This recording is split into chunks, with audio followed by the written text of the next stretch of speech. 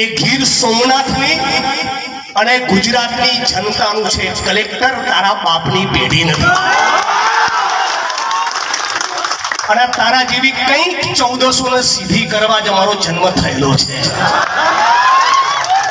અને આ પાલ આંબલિયા લાલજીભાઈ અને જિગ્નેશભાઈ એ ગીર સોમનાથની માટીની સોગંદ ખાય છે કે મારામાં પ્રાણ રહ્યા ત્યાં સુધી આ વિસ્તારની અંદર જેણે પણ મહેશ મકવાણાનો વાળ વાગો કર્યો, ભૂરાભાઈનો વાળ વાગો કર્યો અને જેમણે પણ ખેડૂતોને બરબાદ કર્યા છે, તમારી છઠ્ઠીનું ધાવણ યાદ ના કરાવું ને મારું નામ પણ જિગ્નેશ મેવાણી. મંચ ઉપરના સૌ સન્માનનીય સાથીઓ, 108 નહીં પણ 120 ની ગતિએ બેટિંગ કરનાર મારા સાથી ધારાસભ્ય જો ને કેવા આમિર ખાન જેવો લાગે એવા ભાઈ શ્રી વિમલ ચુડાસમા, ગીર સોમનાથ કોંગ્રેસના પ્રમુખ શ્રી ભાઈ શ્રી ભારતભાઈ, જેમણે આખા સૌરાષ્ટ્રમાં રંગ રાખ્યો એવા હીરાભાઈ જોટવા, કિસાન કોંગ્રેસના અમારા લડાકુ સાથી પાલભાઈ આંબલિયા, અને જેમના ભાષણ વિશે એક જ વાક્ય કહેવું પડે, કાંઈ નો ઘટે એવા લાલજીભાઈ દેસાઈ. મંચ પર ઉણાકાંડના પીડિત ભાલુભાઈ, ઓડિયન્સમાં બેઠેલા એમના દીકરા વશરામભાઈ, અને આપ સૌ સમગ્ર કોડીનાર અને ગીર સોમનાથના જુદા જુદા વિસ્તારમાંથી આવેલા યુવાન મિત્રો, વડીલો, આગેવાનો, મારી બહેનો, માતાઓ અને સર્વ સમાજના લોકો, પોલીસના મિત્રો, મીડિયાના મિત્રો અને ગુપ્તચર વિભાગના સાથીઓ, તમે પણ આ બધાનું સ્વાગત કરું છું. વોટ્સઅપમાં ગઈકાલથી 6 મેસેજ આવીને પડ્યા છે. મેસેજ નંબર 1, આ બધું જ ગીર સોમનાથ કલેક્ટર તંત્ર માટેનું લેસન છે. આ લેસન મને કોઈકે મોકલી આપ્યું છે. મેસેજ નંબર 1, તાલાલા તાલુકાના ઉમરેઠીમાં આવેલ સિંચાઈ વિભાગ ડેમમાંથી રિયોન અને જીએસએલ કંપનીને પાણી આપવામાં આવે છે. પાણી પેઠે 750 કરોડ રૂપિયાની રકમ કલેક્ટર તંત્રએ એમની પાસેથી ઉઘરાવવાની બાકી છે. તંત્રમાં પાણી નહીં હોવાના કારણે આ ઉઘરાણી કરતા નથી. મેસેજ નંબર 2, હિરણ નદીમાં કલેક્ટર તંત્રની મીઠી રહેમના કારણે એટલું ભયંકર પ્રદૂષણ ફેલાયું છે કે ગીર સોમનાથના કેટલાક મિત્રોએ એ નામદાર ગુજરાત હાઈકોર્ટમાં જાહેર હિતની અરજી દાખલ કરવી પડી. મેસેજ નંબર 3, ગીર સોમનાથ જિલ્લાના તાલાલા તાલુકાના ગીર અભયારણ્ય વિસ્તારમાં અનેક ગેરકાયદેસર ફાર્મ અને રિસોર્ટ ચાલુ છે. જિગ્નેશભાઈ, સમયની અનુકૂળતા મળીએ સરકારી તંત્રના, કલેક્ટર તંત્રના પાપ વિશે 240 પાનાની પીડીએફ તમને મોકલી આપીશ. મેસેજ નંબર 4, ગીર સોમનાથના તાલુડા નગરપાલિકાની હદમાં આવેલ ઘણા બધા કોમ્પ્લેક્સ એપાર્ટમેન્ટ બિલ્ડિંગ એ પરવાનગી વગરની ઊભી કરેલી રેસિડેન્સી છે અને તમામ જગ્યા ઉપર મોટા મોટા કોમ્પ્લેક્સ એપાર્ટમેન્ટ બિલ્ડિંગ ધમધમી રહ્યા છે. 2 વર્ષથી લગાતાર ગીર સોમનાથ જિલ્લાથી ગાંધીનગર સુધી અનેક વખત મૌખિક અને લેખિત રજૂઆતો કરવા છતાં આ મગરમચ્છોના બાંધકામ તોડવાનું પાણી એ કલેક્ટર તંત્રમાં નથી. ગીર સોમનાથ જિલ્લામાં દરેક ગામમાં ગૌચરની જમીનમાં દબાણ છે.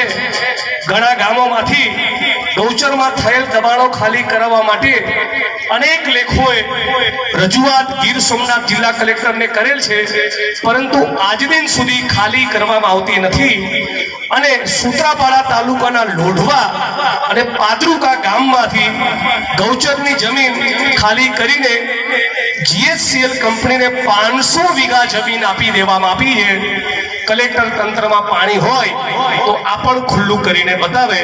અને મેસેજ નંબર 6, ગીર સોમનાથ જિલ્લામાં ચાલતી ઘણી બધી કંપનીઓ લાઇમસ્ટોનની લીજોમાંથી ખનીજ કાઢી રહ્યા છે.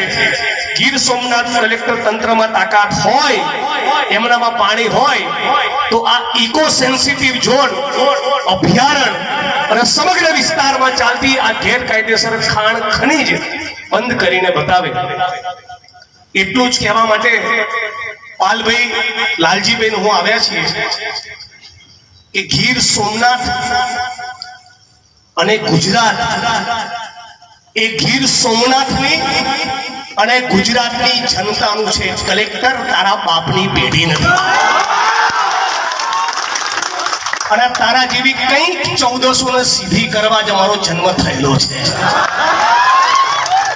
અને આ પાલ આંબલિયા લાલજીભાઈ અને જિગ્નેશભાઈ એ ગીર સોમનાથની માટીની સોગંદ ખાય છે કે મારામાં પ્રાણ રહ્યા ત્યાં સુધી આ વિસ્તારની અંદર જેણે પણ મહેશ મકવાણાનો વાળ વાગો કર્યો, ભૂરાભાઈનો વાળ વાગો કર્યો અને જેમણે પણ ખેડૂતોને બરબાદ કર્યા છે, તમારી છુટ્ટીનું ધાવણ યાદ ના કરાવું ને મારું નામ પણ જિગ્નેશ મેવાણી. એ શેની તમને ચરબી ચડી છે? શેનો ફાટવા ચડ્યો છે? કલેક્ટર તંત્ર એટલે કે મોટી તોપ છો? ધારાસભ્ય હોય, સંસદ સભ્ય હોય, કેબિનેટ મિનિસ્ટર હોય, આઈએસ હોય કે આઈપીએસ હોય, બધા જનતાથી મોટું કોઈ નથી. એ વાત આપણે જનતાએ સમજી લેવી. આ છે 6 મેસેજ જે મને પહોંચ્યા, જેનું મેં પઠન કર્યું. અને આરજી જે રામભાઈ એસ સોલંકી એ પાલભાઈએ વાંચી. કલેક્ટર તંત્રમાં પાણી હોય તો ચાલો કોડીનારની બજારમાં વિમલ ચુડાસમા અને જિગ્નેશ મેવાણી તમારી જોડે આવશે. તાકાત હોય તો ગેરકાયદેસર બાંધકામો દૂર કરીને બતાવો. તાકાત હોય તમારામાં તો ગેરકાયદેસર ખનનના કામ બંધ કરીને બતાવો. ભગાભાઈના પોતાના ગામ બાદલપરાની અંદર મશીનો પહોંચ્યા તંત્રના અને પછી તપાસ કરતા માપણી કરતા ખબર પડી આ તો પાકા અને સાચા મકાનો છે. અને પછી એ મશીનો પાછા ગયા. સાથીઓ, હું આજે ભાષણ કરીને જતો રહીશ. પાલભાઈ લાલજીભાઈ બધા મિત્રો જતા રહેશું. અહીંના કલેક્ટર એસપી બધા બદલાશે, પણ ગીર સોમનાથ અને કોડીનારનો ઇતિહાસ લખાશે ને તો એમાં ભૂરાભાઈ અને મહેશ મકવાણાનું નામ લખાશે.